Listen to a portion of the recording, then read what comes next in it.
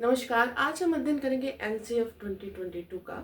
NCF के जो पूर्व में दिए गए आपके जितने भी सिद्धांत थे वो तो इस पे लागू होंगे ही, बस हम इसमें जो नए चेंज आए हैं उनको एक्स्ट्रा इसमें इसका अध्ययन करेंगे। तो जो एनसीएफ 2022 है, जो हमारा इससे पूर्व 2005 में आया था, तो ये राष्ट्रीय पाठ्यचर्या की रूपरेखा जो दी जाती है हमारी शैक्षिक व्यवस्था में, किस प्रकार से स्कूल शिक्षा अर्थात आपकी पहले जो था कक्षा 1 से कक्षा 12, अब यहाँ पे जो हमारा नया एजुकेशन जो पॉलिसी है बनी है 2020, उसके अनुसार आपकी प्री प्राइमरी से लेकर 12th तक की कक्षा का पूरा पाठ्यक्रम और कैसे किस प्रकार से आपकी फैकल्टी होगी, किस प्रकार से आपके सब्जेक्ट्स होंगे, किस प्रकार से उसका डिवाइड किया गया है, कौन कौन से इसमें सिद्धांत का प्रतिपादन किया गया है, या आप कह सकते हैं कि किस प्रकार से हम एक अच्छी शिक्षा व्यवस्था को सुचारू रूप से संचालित कर सकते हैं, यही फ्रेमवर्क हमारा बताता है। अब हम इसके की पॉइंट्स को बहुत ही कम समय में अध्ययन करने की कोशिश करेंगे। तो जो हमारा एनसीएफ है, नेशनल करिकुलम फ्रेमवर्क, ये आपका इसका जो लक्ष्य है उसको अगर हम ध्यान दें तो हमारी भारतीय ज्ञान प्रणाली से जोड़ते हुए जो रूटनेस है, जो हमारी विशिष्टता है, उसको समाहित करते हुए, जो हमारा भारतीय दर्शन है उसको समाहित करते हुए प्रगतिशील आपका एक भौगोलिक परिवेश और भौगोलिक संवर्धन, सतत विकास और जितने भी आपके मानवीय मूल्य हैं उनका संवर्धन इसका मुख्य उद्देश्य है। यदि चर्चा करें तो इसमें एक आपका कोटेशन दिया गया है कि यथो हस्त तथो दृष्टि, यथो दृष्टि तथो मन, यथो मन तथो भाव, यथो भाव तथो रस। जो न्याय शास्त्र का कोटेशन है, इसमें आपके सारे टर्म्स इंक्लूड कर सकते हैं। आपकी हस्त अर्थात जो आप क्रियात्मक आपका पक्ष है, दृष्टि जो आपका विचारात्मक पक्ष है, मन जो आपका भावात्मक पक्ष है, भाव जो आपका संवेगात्मक पक्ष है, रस जो आपका आनंद मय कोश से संबंधित है, उसकी बात यहाँ पर की गई है। यहाँ पे पंच कोशों की जो बात की गई, जो हमारी वैदिक ज्ञान प्रणाली है, पंचकोश जो आपका है उसकी, उसमें आपका जो है अन्नमय, प्राणमय, मनोमय, विज्ञानमय और आनंदमय कोश, यहाँ पर उसके विकास की बात की गई है। और यहाँ पे पंचपदी प्रणाली जो अपनाई गई है उसमें आपका अद्वितीय अर्थात इंफॉर्मेशन, बोध, अभ्यास, प्रयोग और प्रसार, ये पंचपदी प्रणाली जो है शिक्षा व्यवस्था की यहाँ पर मान्यता इसको दी गई है। ये प्री प्राइमरी से लेकर 12th तक के पूरे पाठ्यक्रम का फ्रेमवर्क है। और यहाँ पर इसको आपको पता है 5+3+3+4, क्योंकि इसके अध्ययन से पहले आपको एनईपी 2020 का अध्ययन करना है और उसके जो सिद्धांत है उसको ही क्रियान्वयन करने के लिए एनसीएफ का यहाँ पे निर्माण किया गया है। तो जो 5 अर्थात 3 क्लास आपकी first, second, third pre primary या बाल वाटिका जो आंगनवाड़ी में संचालित होती है, और कक्षा 1-2 ये आपका फाउंडेशनल स्तर है, दूसरा प्रिपरेटरी आपका 3, 4, 5, तीसरा मिडिल स्तर आपका जो है 6, 7, 8, और फिर चौथा जो है आपका सेकेंडरी स्तर 9, 10, 11, 12, उसके पाठ्यक्रम की यहाँ पर बात की गई है। सबसे ज़्यादा महत्व इसमें ECCE को दिया गया है, जो आपका early childhood care and education है, जो कि आपके आंगनवाड़ी से, बाल वाटिका से संचालित होता है। उसमें पोषण, स्वास्थ्य और आरंभिक जो ज्ञान है आपका FLN, फंडामेंटल आपका लिटरेसी एंड न्यूमरेसी है, अर्थात जो संख्या ज्ञान और आपका भाषाई ज्ञान है, उसको संवर्धन करने की यहाँ पर बात कही गई है। यहाँ पर आप देखेंगे जो एज ग्रुप डिवाइड है, 3 वर्ष से आपका बाल वाटिका स्टार्ट हो जाती है और वो आपका यहाँ पर 3 से 8 वर्ष तक चलता है। फिर 8 से आपका 11, 11 से 14 और 14 से 17 और 18 वर्ष तक यहाँ पर सेकेंडरी स्तर चलता है। उसकी जो कक्षाओं का डिवाइडेशन है वो आपने समझा। अब हम समझते हैं कि यहाँ पर किस प्रकार से सब्जेक्ट्स को डिवाइड किया गया है। तो पहला आपका सब्जेक्ट, जैसे आप जानते हैं, सबसे मुख्य है हमारी भाषा, जो हमारे अभिव्यक्ति का माध्यम है। तो उसमें आपकी मातृभाषा जो है माध्यम माना गया है, और ये आपका यही नहीं, जहाँ तक आपको ज़रूरत है आप मातृभाषा का ज्ञान संवर्धन में प्रयोग कर सकते हैं। और जो स्टार्टिंग है आपका लैंग्वेज का, तो 3 लैंग्वेज सिस्टम जो आपका प्रीवियस में चल रहा था वो तो है, लेकिन जो आपका फाउंडेशनल स्तर है इसमें 2 लैंग्वेज की बात की गई है। और ये आपका मातृभाषा से शुरू होते होते प्रिपरेटरी तक 2 लैंग्वेज मुख्य रूप से आपको पढ़ने हैं। लेकिन ध्यान दीजिएगा, जो हमारी क्लासेस में जो टेक्स्ट बुक चलती है तो कक्षा 3 से 3rd लैंग्वेज चलने लगती है, लेकिन यहाँ पे फ्रीडम दी गई है, भाषा में लचीलापन दिया गया है, इसलिए मिनिमम आपका बर्डन रहे, तो यहाँ पे ऐसा आपका एक संरचना बनाई गई है। आगे चर्चा करें तो फिर मिडिल स्तर पे आपके 3 लैंग्वेज हैं जिसमें 2 भारतीय भाषाएं होनी चाहिए। उसके बाद आप बहुभाषिक देख सकते हैं, जिसमें शास्त्रीय, विदेशी, आधुनिक, राष्ट्रीय, कोई भी भाषा आप पढ़ सकते हैं। इसके बाद इसमें जो यूज करते हैं आप टेक्निक, तो मौखिक भाषा का विकास है, डिकोडिंग है और कार्य पुस्तिका पे कार्य है। इसमें कार्यपत्र, कार्य पुस्तिका, स्टार्टिंग में जो आपके शुरू के क्लासेस है, जैसे कक्षा 1 में बिग बुक, बड़ी बुक होती है, इसमें चित्र ज़्यादा रहते हैं, नीचे बहुत शॉर्ट में उसमें कहानी रहती है। आपकी कविता पोस्टर है, कहानी पोस्टर है, टीएलएम्स है, और आप इन सब चीज़ों का प्रयोग करने की यहाँ पर बात की गई है। तो जो भाषा है यहाँ पे जब बात करते हैं हम 2 लैंग्वेजेस की, तो 190 आवर पहली लैंग्वेज और 180 आवर मिनिमम आपकी दूसरी लैंग्वेज चलनी चाहिए। टोटल जो कार्य दिवस है यहाँ पे 220 माना गया है, तो उसमें आपका 20 दिन जो है आपके विद्यालय जो कार्यक्रम होते हैं, दिवस मनाए जाते हैं उनके लिए, और 20 दिवस में आपका असेंबली और जो अनदर काम जो है आपका वो जो रखा गया है। तो यहाँ पे टोटल आपको जो प्योर वर्किंग डेज मिलते हैं पढ़ने के लिए वो 180 डेज, मतलब 180 दिवस आपको प्योर अध्ययन के लिए मिलते हैं। तो उसमें भी आपका क्या 190 आवर यहाँ पर माना गया है, और यहाँ पे 180 आवर आपका दूसरा लैंग्वेज के लिए माना गया है। ध्यान रखना है, इसमें जो पीरियड्स डिवाइड हुए हैं वो 40 मिनट के प्रत्येक पीरियड है, जिसमें अगर देखा जाए तो शुरू के जो 5 मिनट हैं आपके एक कक्षा से दूसरी कक्षा में स्थानांतरण, जो शिक्षक आते जाते हैं उसके लिए रखा गया है। लेकिन अगर प्योर पीरियड के टाइम ड्यूरेशन की बात करें तो 40 मिनट का आपका पीरियड है यहाँ पे। इसके बाद यहाँ पे आगे बढ़े तो यहाँ पे आपका गणित जो है, गणित, तो उसमें जो बाल वाटिका है आपका फाउंडेशनल स्टेज है कक्षा 1-2 तक, तो उसमें संख्या पूर्व अवधारणा पे हमको कार्य करना है, आरंभिक गणित पे काम करना है, गणित खेल पर काम करना है, और रिमीडियल टीचिंग आगे आपकी चलती रहेगी। तो उसके लिए यहाँ पर कहा गया है 185 घंटों के बाद यहाँ पे आपकी प्रिपरेटरी स्टेज पे कही गई है। और यहाँ पे इसमें सामुदायिक और प्रायोगिक गणित की भी बात कही गई है। आगे आप धीरे धीरे क्या आप उसको मतलब कह सकते हैं कि अनुप्रयोगात्मक गणित आप शुरू से कि सिक्कों की पहचान, नोटों की पहचान, और जो है आपका किस प्रकार से सीक्वेंस में रखना है गिनती को, इस सब चीज़ों का यहाँ पे अध्ययन कराने की बात कही गई है। और इसके साथ ही आपका जब आगे सेकेंडरी स्टेज पे जाते हैं तो भारतीय गणित, बिजनेस, अकाउंटिंग, एडवांस और प्रायिकता, सांख्यिकी, इन सब का समावेशन किया गया है। इसमें मिडिल स्टेज पे 115 आवर्स की बात कही गई है।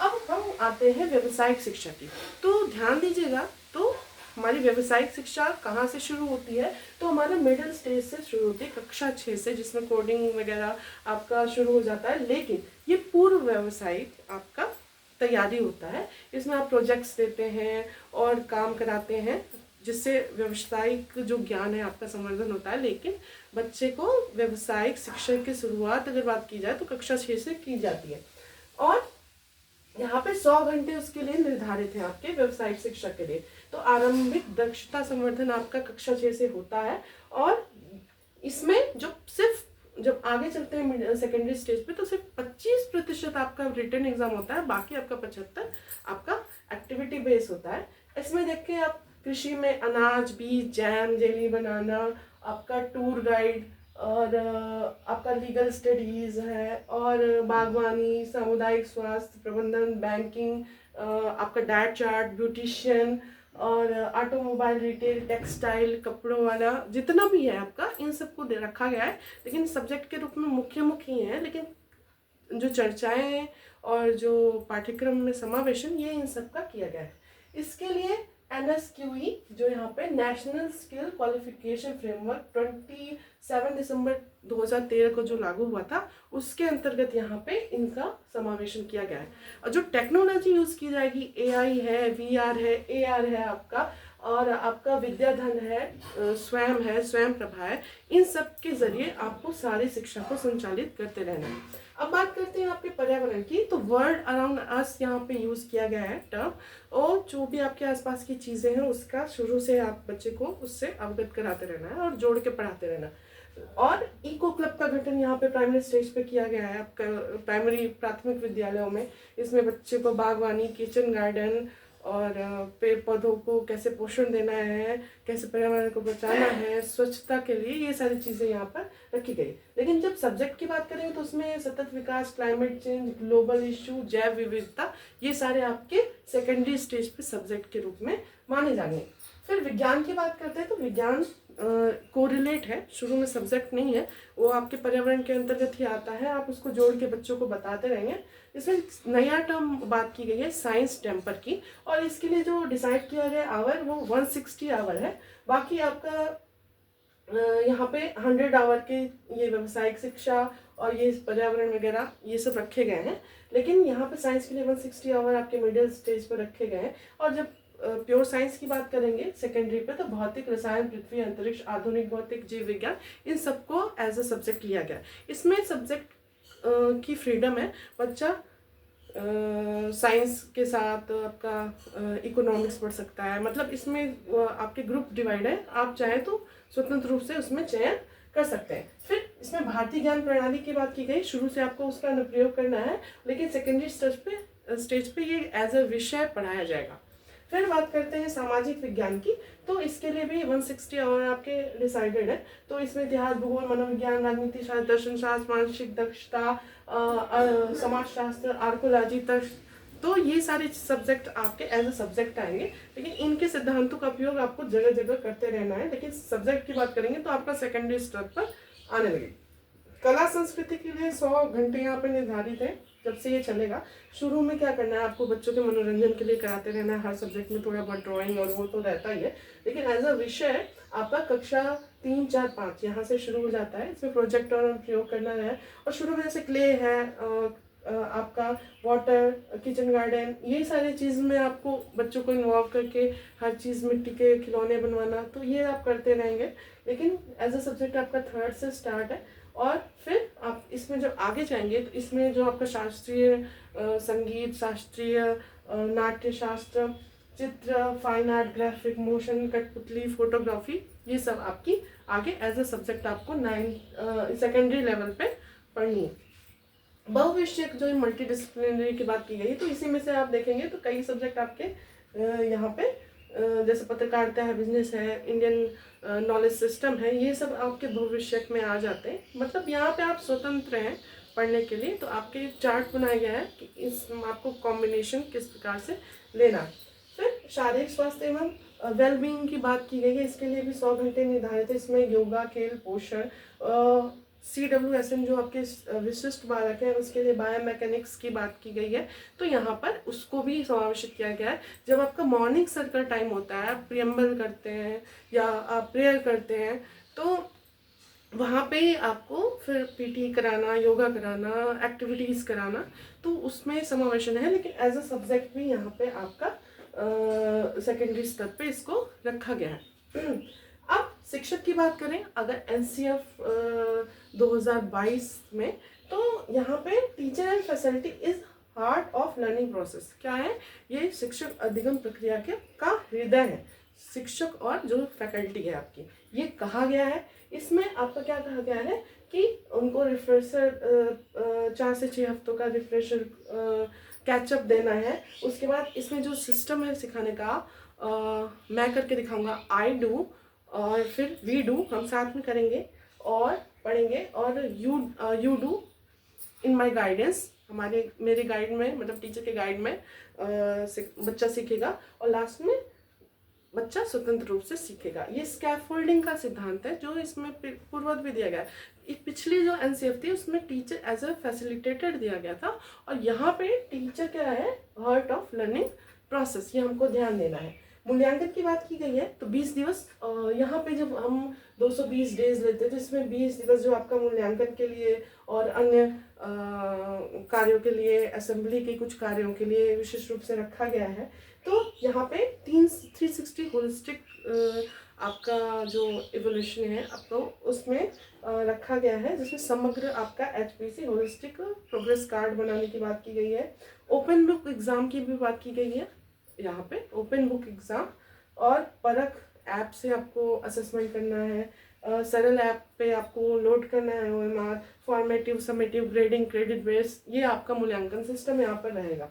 और पोर्टफोलियो बनाना है, डोंट जज, हमको जज नहीं करना है, यहाँ पे ये कहा गया है। और एक लाइन लिखी गई है, one size fit to all को नहीं मानना है कि एक ही तरह का जो प्रक्रिया है वो सब पे लागू नहीं होता है, इसको बिल्कुल ही इस सिद्धांत को फॉलो यहाँ पर नहीं करना है। अब जो इसके और जो इसमें टर्म यूज हुए हैं, जब आपको प्रश्न आएंगे और उसमें वो ऑप्शंस में दिखेगा तो आपको कैसे पिक करना है, तो जितनी भी अच्छी चीज़ें हैं इसमें इन्वॉल्व की गई हैं, जैसे मैं आपको रिवाइज कर दूँ, इसमें बैगलेस डे, एक जैसे 2 वर्किंग सैटरडेज की बात की गई है, तो उसमें सैटरडे को आप अन्य कार्य करवाएंगे, बैगलेस डे भी मना सकते हैं।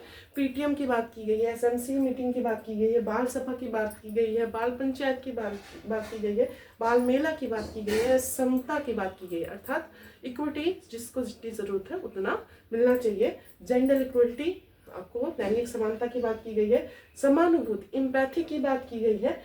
उच्च मानवता, संस्कृति, भारतीय ज्ञान प्रणाली, संवेदना, सहनशक्ति, स्वच्छता, स्वास्थ्य, साहस, सृजन, प्रेरणा, क्षमा, संबल, संवेदना, दृढ़ता, सामर्थ्य, शांति, लैंगिक समानता, विविधता, स्वतंत्रता, एकता, अहिंसा, सेवा, समर्पण, ICT, पर्यावरण। उसके अलावा आपका यहाँ पे जो बात की गई है कि मिनिमम आप जब बच्चे का अटेंडेंस 60% होना चाहिए, तो उससे लेस है तो आप उसको क्रेडिट नहीं देते उतना, तो उस PTM में उसकी बात करनी है। इसकी और आपका ऑनलाइन जो सिस्टम है, ICT है, उसको यूज़ करना है। और यहाँ पे नेस्टेड लर्निंग स्टैंडर्ड की बात की गई है, प्रजातांत्रिक मूल्यों की बात की गई है, सामुदायिक मूल्यों की बात की गई है, आपकी मानवीय मूल्यों की बात की गई है, भारतीय दर्शन को समावेशित करने की बात की गई है, जिसमें अरविंदो की बात की गई है, विवेकानंद जी की बात की गई है, हमारे जितने भी पूर्व के वैदिक ज्ञान है उनकी बात की गई है, प्रयोग करने की बात की गई है, दीक्षा ऐप, वर्चुअल लैब, आपका संवेदना, स्पेशल नीड के लिए आपको काम करना है उसके लिए बात की गई है, कोर पाठ्यक्रम की बात की गई है, गाइडेंस एंड काउंसलिंग की बात की गई है। और यहाँ पे जो ध्यान दीजिएगा, जो निपुण आपका भारत की बात की गई है, तो वो आपका निपुण भारत आपको 2026-27 तक बनाना है, जो कक्षा 1 से लेके आपका कक्षा 3 तक यहाँ पर था।